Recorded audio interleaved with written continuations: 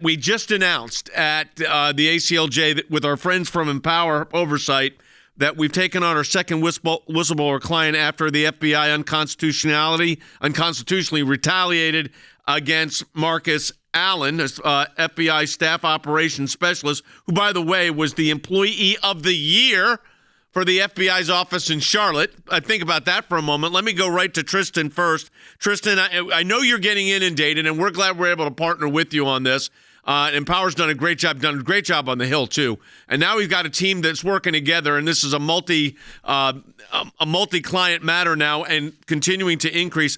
Marcus's case is interesting because here's a guy that just was literally doing what he was supposed to do, and he ends up getting his security clearance pulled. Yeah, exactly. It's really outrageous. And again, it was only in 2019 that he was the employee of the year, so it wasn't long ago at all.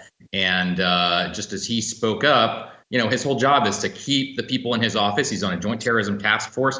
His whole duties were to keep them apprised of things that could impact their investigations. And so he noted, the various narratives that were out there about folks who were present on January 6th and was keeping them apprised of that. But then when he spoke up about Director Wray possibly failing to provide a complete picture to Congress, that's when the hammer came down. And that's when they suspended his clearance. And he's been without pay for a year and a half since. Let me ask you this, okay? We've got, I know my colleague Jane Raskin was on the phone with Marcus and a number of other lawyers you all were on as well.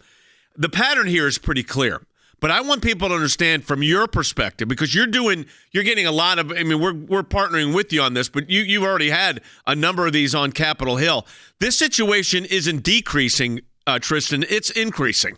Yeah, that's right. And what's scary about the FBI, and this is part of what the Weaponization Committee has looked at, is that you have a situation where maybe approximately half or more of its workforce have differing political opinions. And the FBI seems to be just driving out anyone that there were folks that even if they were not inside the Capitol on January 6th, again, people who are supporters of President Trump who've been questioned or driven out. You have people who refused to get the COVID vaccine who've been questioned or driven out. And you have rumblings from the top, from the Deputy Director, Paula Bate, saying anyone that doesn't agree with our view of things, there's no room for you here in the agency. And that's simply not appropriate for an agency that's run by our tax dollars. I wanted to go to Tristan on this and then Jordan as well. Tristan, as you're viewing this, both of you and Jason have a lot of, you and Tristan have a lot of experience. So I want to go to Jason on this one, actually. Jason, you've been on the Hill a long time. You've been doing this work. The trend line, as I was just talking to Tristan here, seems to be on a really high upward trajectory. I know we had a conference call on Friday after we got Marcus Allen that we're working with now. There was a third whistleblower, another agency here. The trend line seems to be going nothing but up. Oh, yeah, absolutely. So we, the incident that Tristan was just talking about Paula Bate, we had an anonymous whistleblower a couple weeks ago who we filed an anonymous affidavit on that talked about hearing the deputy director of the FBI on a nationwide conference call, hundreds of other people. It's one of the reasons the person was willing to come forward because, lots of people could corroborate this. And we gave his affidavit to the Inspector General and to the folks on the Hill, where the deputy director of the FBI basically said, if you're not on board, then you need to get out. Have people call me. I will straighten them out. It was on all January 6th investigations. And so it was a really, really intimidating sort of a threat that was said out loud. I'm sure that multiple people who are in the chain of command of multiple of our clients heard that and took that direction from the top. Okay, we're supposed to get rid of the people who aren't on board. What's interesting about this, Jordan, I think this is important. The agent was dealing with, Marcus Allen was dealing with open source information.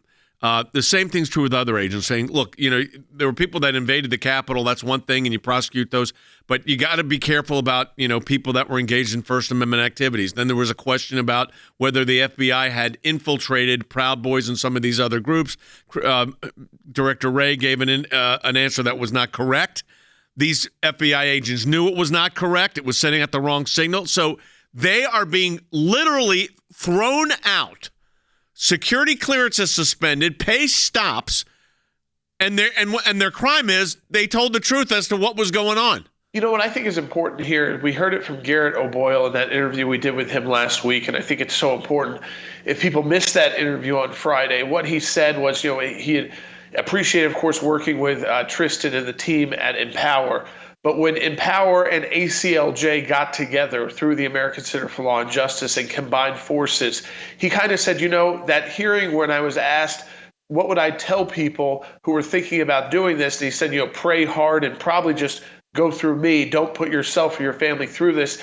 He kind of said, well, now that the ACLJ's here working alongside Empower, and he knows that we've got the resources to fight back against the federal government, he's kind of switched and said, you know what? I want to start encouraging. I think we could open the floodgates, was the exact word he used. Open the floodgates of whistleblowers coming out of these executive agencies to blow the whistle and tell the truth about the weaponization of our federal government against the American people. And specifically, it seems like their latest target has been anyone related to conservative politics, whether it's Republican politics, pro-life politics, just being conservative in general, or even being a religious person, as we saw the attacks and focuses on the Catholic Church. So he's actually kind of made a 180 and said, with the ACLJ behind us, we could get forward a lot more of these whistleblowers. I also want to say that Empower's done an unbelievable job here. And to Tristan and Jason, I need to say this. You guys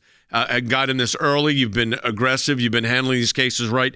Tristan, we've got more to talk about. But for people that want we've got your website up on our screen right now for those that are watching our broadcast. What's the best place for people to contact you, but also to support your work? So that website, empoweroversight.org, is the best way to reach out. There has the information there to email us or reach out to us. The best way to support us is actually through a new website we set up, defendwhistlblowers.com. And that goes to IRS whistleblowers like Gary Shapley, the case agent in the Hunter Biden investigation, and other law enforcement whistleblowers who we're representing, who are just speaking up about the truth and are being, hounded as whistleblowers for doing so. Yeah, let's talk about that for a moment. I think it's important for people to understand here. We're looking at litigation angles. We've got one case that next step is federal court of appeals. We're working on that with Empower right now, and that's an important case.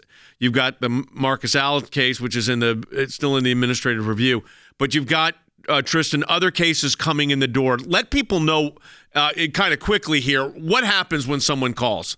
Absolutely. So generally, we email is the best way to contact us, and that's either through normal email or Proton email, which is encrypted. But we have a team that goes through and reviews those, tries to make sure that it identifies the issues where we might be able to have an impact, and then those come to our lawyers to be able to, again, review and see which ones we can make a difference in.